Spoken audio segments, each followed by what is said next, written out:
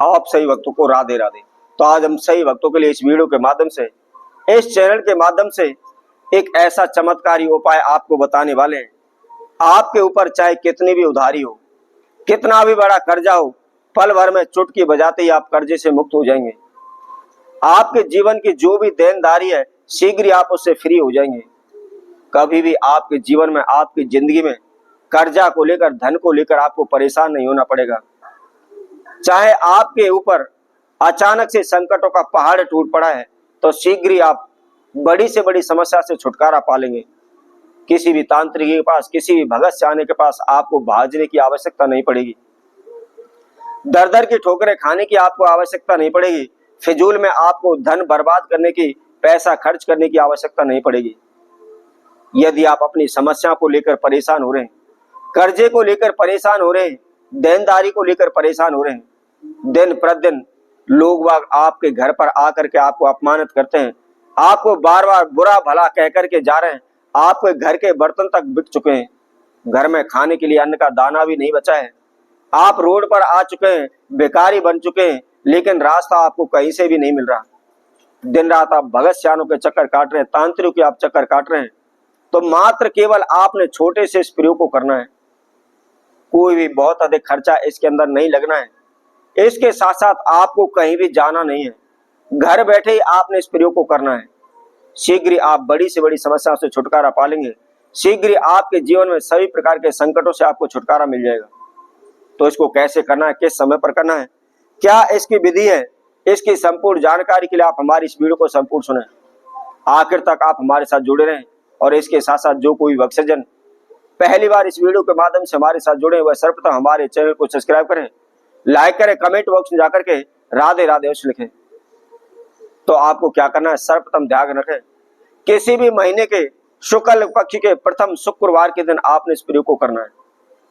और इसके साथ साथ संध्या के समय प्रदोष काल में आपने इस प्रयोग को करना है। कैसे करना है, नहा धोकर के, फ्रेश होकर के धुले हुए वस्त्र आप धारण करें। धुले हुए वस्त्र धारण करके आपको क्या करना है, कोई भी पीतल की एक आपको थाली लेनी है। यदि थाली भी नहीं है तो कोई भी आप एक प्लेट ले लें।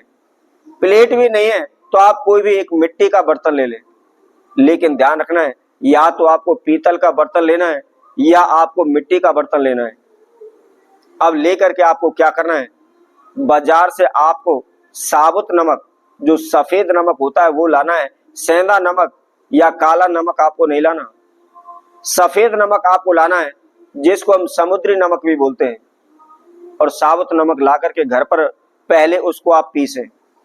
पिसा हुआ आपको नमक नहीं लाना, साबुत नमक ला करके घर पर उसको पीस लें। और पीसने के बाद जो भी आपने पीतल का बर्तन लिया है या मिट्टी का बर्तन लिया है, उसके अंदर आप उसको पूरी अच्छी तरह से भर दें। अब भरने के बाद क्या करना है, आप अपने घर के मंदिर में बैठ जाएं, पूरब की ओर मुख कर लें, अपने समक्ष एक घी का दीपक जला लें। और जो नमक की थाली ली हुई है, आप उस नमक की थाली को अपने समक्ष रख लें। समक्ष रखने के बाद आपको क्या करना है, जितना भी आपके ऊपर देनदारी है या जितना भी कर्जा है, उसको आपने अंकों में उस नमक के अंदर लिखना है। अंक अर्थात गिनती की संख्या में लिखना है। ऐसा ना हो आप जो है का शब्दों में लिखे 10,000।